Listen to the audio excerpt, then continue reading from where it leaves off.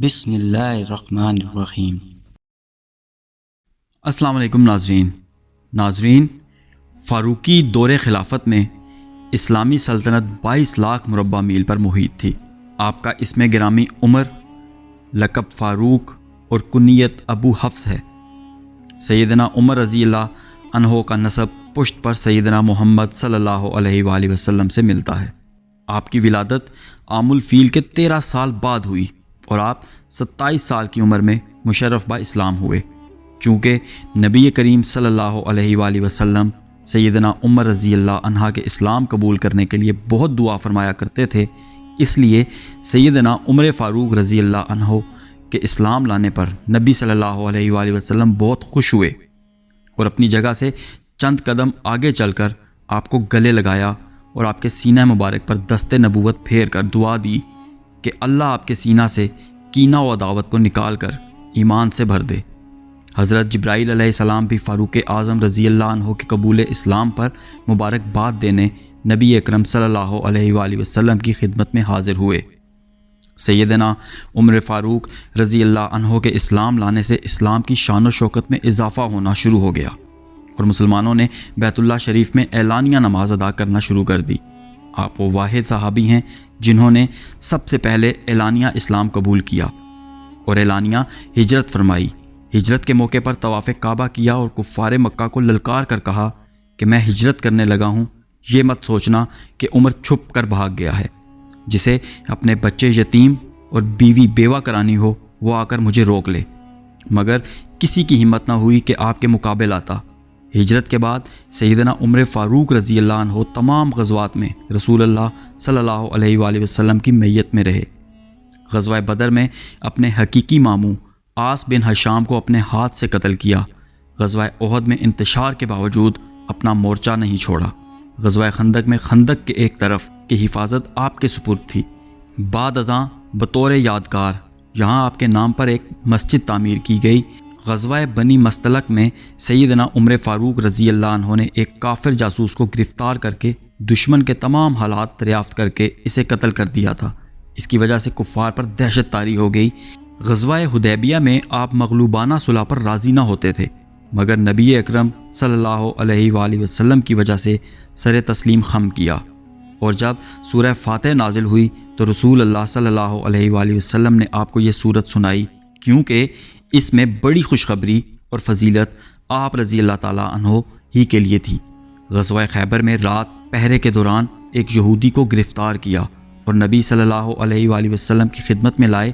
اس سے حاصل شدہ معلومات ہی فتح خیبر کا بہترین ذریعہ ثابت ہوئیں۔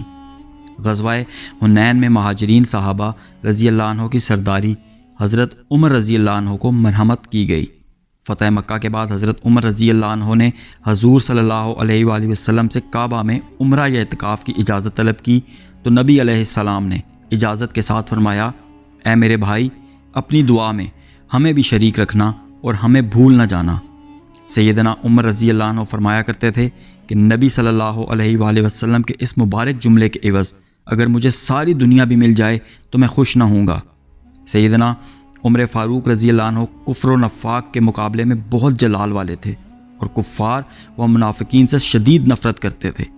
ایک دفعہ ایک یہودی و منافق کے مابین حضور انور صلی اللہ علیہ وآلہ وسلم نے یہودی کے حق میں فیصلہ فرمایا، مگر منافق نہ مانا اور آپ رضی اللہ تعالیٰ عنہ سے فیصلہ کے لیے کہا۔ آپ رضی اللہ تعالیٰ عنہ کو جب علم ہوا کہ نبی صلی اللہ علیہ وآلہ وسلم کے فیصلے کے بعد یہ آپ سے فیصلہ کروانے آیا ہے تو حضرت عمر فاروق رضی اللہ عنہ نے اس کو قتل کر کے فرمایا، جو میرے نبی صلی اللہ علیہ وآلہ وسلم کا فیصلہ نہیں مانتا، میرے لیے اس کا یہی فیصلہ ہے۔ کئی مواقع پر حضور نبی کریم صلی اللہ علیہ وآلہ وسلم کے مشورہ مانگنے پر جو مشورہ حضرت فاروق اعظم رضی اللہ عنہ نے دیا، قرآن کریم کی آیات مبارکہ اس کی تائید میں نازل ہوئیں۔ ازواج مطہرات کے پردے، اسیران بدر، مقام ابراہیم پر نماز، حرمت شراب، کسی کے گھر میں داخلے سے پہلے اجازت، تطہیر سیدہ عائشہ رضی اللہ تعالیٰ عنہ جیسے اہم معاملات میں حضرت عمر رضی اللہ تعالیٰ عنہ کی رائے، مشورہ اور سوچ کے موافق قرآن کریم کی آیات نازل ہوئیں۔ علماء و فقہا کے مطابق تقریباً 25 آیات قرآنیہ ایسی ہیں جو فاروق اعظم رضی اللہ عنہ کی تائید میں نازل ہوئیں۔ انہیں موافقات عمر کہا جاتا ہے۔ سیدنا عمر فاروق رضی اللہ عنہ سے 537 مرفوع احادیث مبارکہ مروی ہیں۔ جب آپ خلافت اسلامیہ پر متمکن ہوئے تو اعلان فرما دیا کہ میری جو بات قابل اعتراض ہو مجھے اس پر برسر عام ٹوک دیا جائے۔ اپنے دور خلافت میں رات کو رعایا کے حالات سے آگاہی کے لیے گشت کیا کرتے تھے۔ ایک دفعہ سیدنا فاروق اعظم رضی اللہ عنہ معمول کے مطابق رات کو گشت کر رہے تھے کہ معلوم ہوا کہ ایک اعرابی کی بیوی کو درد ذہ ہو رہا ہے، مگر اس وقت اس کے پاس کوئی عورت موجود نہیں جو اس کی مدد و تیمارداری کر سکے۔ تو سیدنا عمر رضی اللہ عنہ وہیں سے الٹے پاؤں گھر آئے اور اپنی اہلیہ سیدہ ام کلثوم رضی اللہ عنہ کو ساتھ لے کر اس اعرابی کی بیوی کے ہاں لے گئے، جنہوں نے کچھ دیر بعد خیمے کے اندر سے باہر کھڑے سیدنا فاروق اعظم رضی اللہ تعالیٰ عنہ سے کہا کہ اے امیر المومنین، اپنے دوست کو خوشخبری دیں کہ اس کے ہاں لڑکا تولد ہوا ہے۔ یہ سنتے ہی اعرابی کی حیرت کی انتہا نہ رہی کہ امیر المومنین اپنی اہلیہ سمیت رات کو اس کی مدد کے لیے آئے ہوئے ہیں۔ الغرض یہ کہ اس طرح کے کئی واقعات ہیں جو سیدنا عمر رضی اللہ تعالیٰ عنہ کے احساس ذمہ داری و خشیت الہی پر دلالت کرتے ہیں۔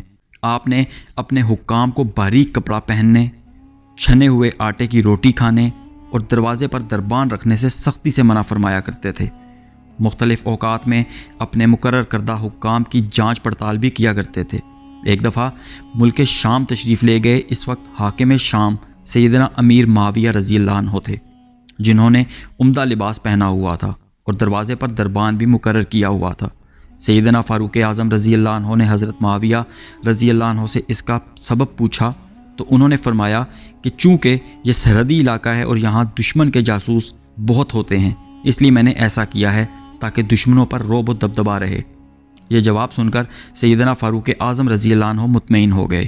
اپنے دور خلافت میں مصر، ایران، روم اور شام جیسے بڑے ملک فتح کیے۔ 1036 شہر ما ان کے مضافات فتح کیے۔ مفتوح جگہ پر فوراً مسجد تعمیر کی جاتی۔ آپ کے زمانہ میں 4000 مساجد عام نمازوں اور 900 مساجد نماز جمعہ کے لیے بنی۔ قبلہ اول بیت المقدس بھی دور فاروقی میں بغیر لڑائی کے فتح ہوا۔ حضرت عمرو بن عاص رضی اللہ عنہ فاروقی حکم سے جب بیت المقدس پہنچے تو وہاں کے یہودیوں اور عیسائیوں نے کہا کہ ہماری کتابوں کے مطابق فاتح بیت المقدس کا حلیہ آپ جیسا نہیں، لہٰذا آپ اسے فتح نہیں کر سکتے۔ چنانچہ حضرت عمرو بن عاص رضی اللہ عنہ نے سیدنا عمر فاروق رضی اللہ عنہ کو خط میں صورتحال لکھ بھیجی اور پھر جناب عمر فاروق رضی اللہ عنہ کی بیت المقدس آمد پر چابیاں آپ کے حوالے کی گئیں، کیونکہ یہودیوں اور عیسائیوں نے آپ کا حلیہ مبارک اپنی کتابوں کے مطابق پا لیا تھا۔ انہی سیدنا عمرو بن عاص رضی اللہ عنہ نے فتح مصر کے بعد ایک مرتبہ سیدنا فاروق اعظم رضی اللہ عنہ کو بذریعہ خط اطلاع دی کہ دریائے نیل ہر سال خشک ہو جاتا ہے اور لوگ ہر سال ایک خوب رو دوشیزہ کی بھینٹ چڑھاتے ہیں تو دریا میں پانی اتر آتا ہے۔ تو سیدنا عمر فاروق رضی اللہ عنہ نے جواباً ایک خط تحریر فرما کر روانہ کیا کہ یہ خط دریا کی ریت میں دبا دیا جائے۔ جیسے ہی خط دبایا گیا تو دریائے نیل میں پانی چڑھ آیا، بلکہ پہلے سے 6 گنا زیادہ پانی ہو گیا۔ آپ رضی اللہ عنہ کے خط کا مضمون یہ تھا کہ اے دریا، اگر تو اپنی مرضی سے بہتا ہے تو ہمیں تیری کوئی حاجت نہیں، اور اگر تو اللہ کی مرضی سے بہتا ہے تو بہتر ہے۔ کئی قرآنی وعدے اور خوشخبریاں آپ رضی اللہ عنہ کے دور خلافت میں پوری ہوئیں۔ فاروقی دور خلافت میں اسلامی سلطنت 22 لاکھ مربع میل کے وسیع رقبے پر محیط تھی۔ پولیس کا محکمہ بھی آپ رضی اللہ عنہ ہی نے قائم فرمایا تھا۔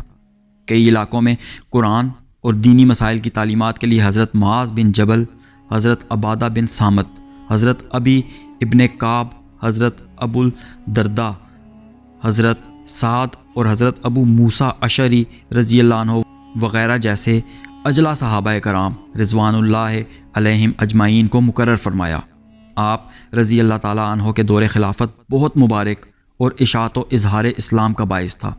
27 ذی الحج بروز بدھ ایک ایرانی مجوسی جس کا نام ابو لولو فیروز تھا نے نماز فجر کی ادائیگی کے دوران حضرت عمر رضی اللہ عنہ کو خنجر مار کر شدید زخمی کر دیا، اور یکم محرم الحرام بروز اتوار اسلام کا یہ بطل جلیل 63 سال کی عمر میں اس دنیا سے رخصت ہوا۔ آپ رضی اللہ تعالیٰ عنہ کی نماز جنازہ حضرت صہیب رومی رضی اللہ عنہ نے پڑھائی۔ روضہ نبوی صلی اللہ علیہ وآلہ وسلم میں نبی مکرم صلی اللہ علیہ وآلہ وسلم اور خلیفہ اول سیدنا ابو بکر صدیق رضی اللہ عنہ کی قبروں کے ساتھ حضرت عمر فاروق رضی اللہ عنہ کی قبر مبارک بنائی گئی۔ آپ رضی اللہ تعالیٰ عنہ کی شہادت کے بارے میں مکمل تفصیل ہماری اگلی ویڈیو میں ضرور ملاحظہ فرمائیں۔ شکریہ۔